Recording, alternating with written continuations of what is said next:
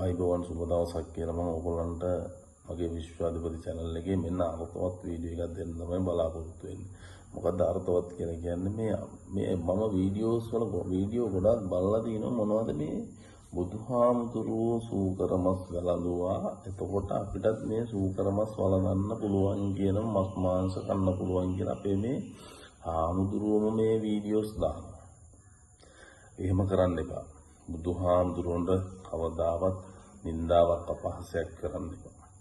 ඒක ඕගොල්ලෝ දන්නේ නැතිකම තමයි ඔය වෙලා තියෙන්නේ. බුදුහාමුදුරුවෝ සූකරමස් වළඳුවා කියන්නේ මේ බුදුහාමුදුරුවන්ට මස් කන්න බැරුවක්වත් බුදුහාමුදුරුවෝ මස් කෑවයි කියන දැනවත් නෙමෙයි. අසංකේය කල්පලක්ෂයක් පෙරම් බෙරුවා නම් දසබිම්බර මාර්සනිකයක් දසනක පරාජය කෙරුවා නම් එහෙනම් මේ සුබාදාව තුල කුමක් කරන්න බැරි වේද? ඒකින්ද එහෙම කතාවක් නැහැ. බුදුහාමුදුරුවෝ පෙන්වලා තින්නේ මේ සුබාදාම තුල ලොකු අර්ථයක්. එහෙනම් බුද්ධත්වයට ලැබූ මම එතකොට පෙන්වලා තින්නේ මම කියලා කියනකොට ඕගොල්ලෝ අපිට තමයි මේ බුද්ධත්වය ගැන පාදලා දෙන්නේ. එතකොට එච්චර දුරකට ආපු මම මගේ කටින්දා මම ලොකු විපාකයකට වැටුණා කියලා. ඒ කියන්නේ බුදුහාමුදුරුවෝ ලොකු විපාකයකට වැටුණා කියලා නෙමෙයි. ඔබගේ කටින්දා ලොකු විපාකයකට වැටුණා කියලා. එතකොට ඕගොල්ලෝ බලන්න ලෝතර බුදුරජාණන් වහන්සේ ලස්සන මලක් උඩ බුද්ධත්වයේ ලැබලා ලස්සන ගමනක් ගිහලා ලස්සන රෝගින් ලස්සන විදියට පිරුණුවන් පෑවා. ඒකෝ මේ කවුරුත් මගේ ගැන වැරදියට තේරුම් ගන්න එපා. සමහර විටකදී පෞද්ගලිකව මා කෙරේ තරහ එන්න පුළුවන්. එහෙම හිතන්න එපා.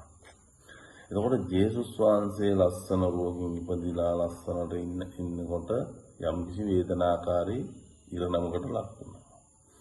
එතකොට අල්ලා දෙවියෝ මේ ලෝකෙට උප්පත්තියක් ලබන්නාව උප්පත්තියක් ලබා ගැනීමට නොහැකි තත්ත්වයක් උදා වුණා. එතකොට මේ ලෝතර බුදුරජාණන් වහන්සේගේ බුදුදහම තමයි මේ ආකන්තුරුම. ඕගොල්ලෝ අපි වර්ග කරගෙන ඉන්දියට ඕගොල්ලෝ අපි මේ මුස්ලිම් අපි ක්‍රිස්තියානි අපි බුද්ධ ආගම කියලා වර්ග කරගෙන ඉන්න ලෝතර බුදුරජාණන් වහන්සේගේ එකම ධර්මය. එතකොට එහෙම තිනකොට එකම ධර්මයේ ගැළපීලා තිනකොට බුදුහාමුදුරුවෝ පෙන්ලා තින්නේ මගේ මේ පරිසරේ අලංකාරවත් වෙන්නේ මේ පරිසරයේ දින ගාකව සතාසිව් පාවා මල් ගෙඩි මේ කඳු මුදුන් මේ ඇලදොල සියලු දේයින් සම්පූර්ණයෙන් අලංකාර වෙනවා. මගේ හැම දෙයකම ආදරය කරයි. නමුත් ජේසුස් වහන්සේගේ පූජනීය වස්තුවක් වෙලා දෙනවා මේ ඌරා කියන මේ සත්‍යය. එතකොට පෙන්නලා තියෙන්නේ මොකද්ද? මෙතනදී පෙන්නලා තිනවා බුදුහාමුදුරුවෝ මේ මගේ ධර්මයේ කොටසක්ම තමයි. ඒතකොට ධර්මයේ කොටසක් උනේ ජේසුස් වහන්සේට මේ වගේ දඬුවමකට හරි මොහොතකට ලක් වෙන්න උනේ මේ මගෙත් එක්ක ඉඳපු මගේම යාළුවා එහෙම නැත්නම් මගේ ළඟින්ම ඉඳපු මගේ හිතවතා නැත්නම් අපි කියමු සහෝදරයා කියලා. නමුත් මේ කටින්දා තමයි දෙවැනි දෙයකටපත් උනේ කියලා. එතකොට මේ කියලා දෙන්නේ මේ ධර්මය මගේ ධර්මයම තමයි කියලා. එතකොට මගේ ගමනත් මෙතනම මේ ගමනෙම මට ඇවිල්ලා දිනනවා කියලා තමයි මෙතන තියෙන්නේ. එතකොට බුදුහාමුදුරුවෝ එතනින් මේ මස් වලදලා පෙන්නලා දිනේ මස් ඒ කියන්නේ ඒ ධර්මයේ යෙදුනාට ඒ වගේ අපරාධයක් කරන්න එපා. ඒකේ පාපයක් අපිට එකතු වෙනවා කියලා. එතකොට බුදුහාමුදුරුවෝ මායි පෙන්නලා තිනවා මේ ලෝකේ තියෙන එකම සම්පත ගවයා කියලා. ගව සම්පත කියලා. නමුත් දරුවට සම්පත කියවන මිනිහටවත් සම්පත කිව්වේ නැහැ. මොකද බුදුහාමුදුරුවෝ දන්නවා පුංචි කාලේ සම්පතක් වගේ දරුවෙක් හැදුනට මිනිස්සෙක් වශයෙන් ඉපදිලා මිනිස්සෙක් වෙනවා කියන වැඩිවියටපත් වීමත් එක්ක පරිසරයට ලොකු හානියක් වෙනවා මිනිස්යාගෙන් කියනවා. දරු සම්පත කිව්වා.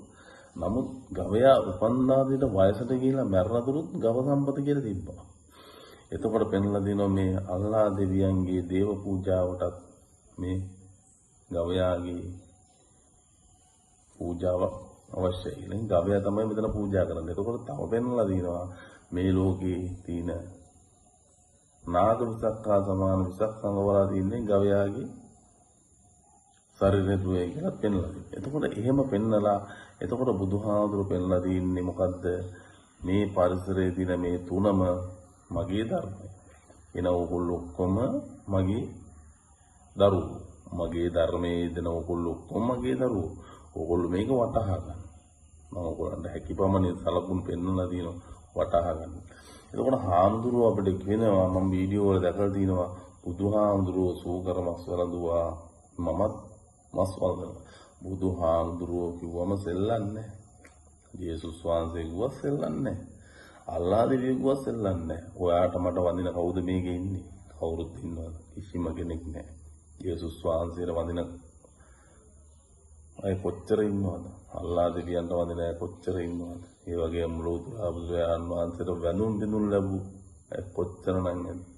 ඒකින්ද මේ ලෝකේ කවදාවත් ඕගොල්ලන්ට අපිට ලෝතුරා බුදුරජාණන් වහන්සේ කරපු දේවල් කරන්න බෑ.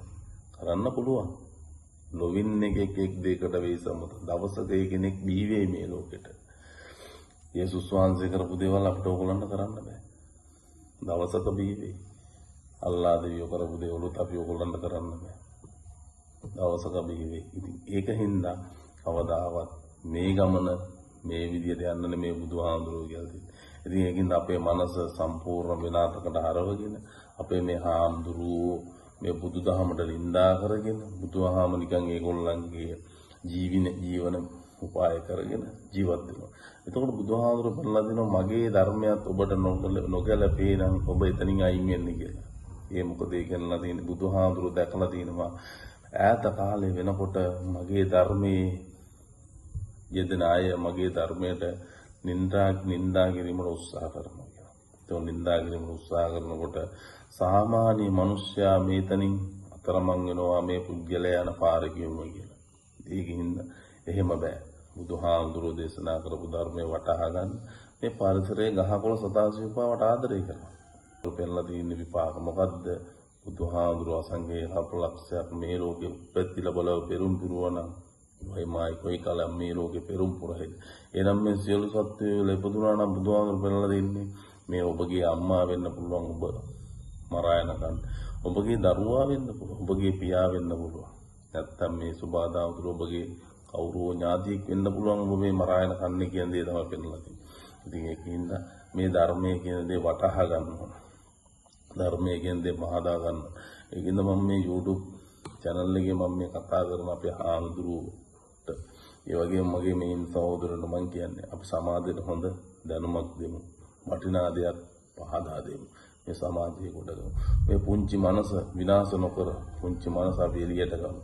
ඥාත භවයට මුදාහරින් නැතුව මේ අඳුරු ලෝකයකට අරගෙන යන්න එපා. අපේ පෞද්ගලික සැපකට අපේ පුංචි මොහතක සැපක් විඳින්න අපේ පුංචි මොහතක විනෝදයකට මේ අඳුරු අතීතයකට මේ රට ලෝකේ අරගෙන යන්න එපා.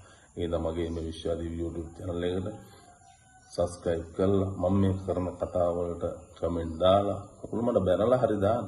මම එතකොට දන්නවා මෙන්න මේ හේතුවෙන්ද මට බැන්නේ කියලා. මම ඒකට තරහ නැහැ. මට බැනලා හරි කමෙන්ට් දාලා මොකක් හරි දෙයක් මට කියන්න කියලා මට උත්තර දෙන්න. එතකොට මම ඔයගලන්ට හොඳ ලස්සන වටිනා දුර ඈත අතීතයේ තියෙන මේ පරිසරයේ දින ඕනම වස්තුවක් ගැන මම ඔයගලන්ට පහදලා දෙන්නම්.